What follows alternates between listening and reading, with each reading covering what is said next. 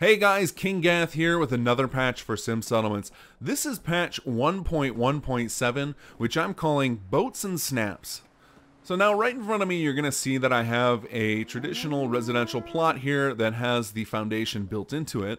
And then next to that, we've got a 2x2 grid of shack floors. And I did this for two reasons. One is to show you guys that when I call these plots 2x2, it's because they're meant to be to fill the area the size of a 2x2 grid of floors.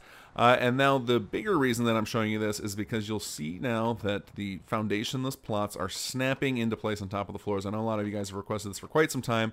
I finally figured out a good way to do it and why it hadn't been working in the first place.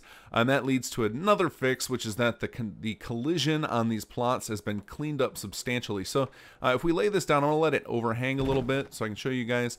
The edges of this had been screwed up, and so I fixed the collision, and while doing so, I took away the collision on the arrow portion, so you can see I can walk right through there cleanly, so we no longer will have these weird tongues sticking out of invisible walls if you guys decide to float this over. Now, the rest of this plot still has its collision. I know I took that straw poll a while back about potentially removing the collision, and I'm still looking into that. There was a large enough percentage of you guys that hated the idea of not having snaps, so I'm looking into alternate solutions to help with the NPC pathing, which is ultimately the problem that I want to fix.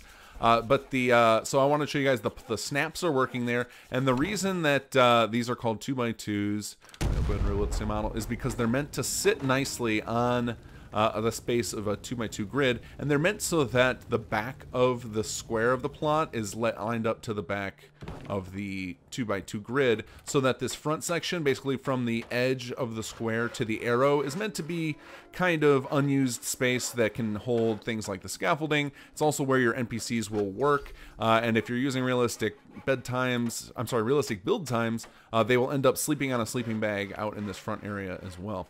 Okay, and then the boat part is because we have our first new model added to the base of Sim Settlements.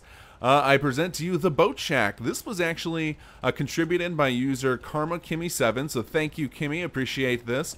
It's a great model. This is just the level 1. I'll let you guys discover the upgrades, but this is a full-featured building that's now core part of Sim Settlements. So if any of you out there have started working on the Builder's Toolkit and maybe you didn't feel like you had enough content to release your own add-on pack, but you want to see your building end up in Sim Settlements, I am definitely open to that possibility, so please contact me with those designs.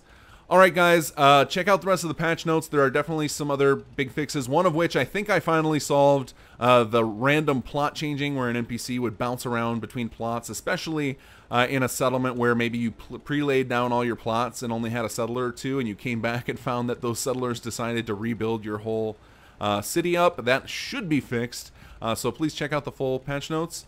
Otherwise, enjoy the mod and take care.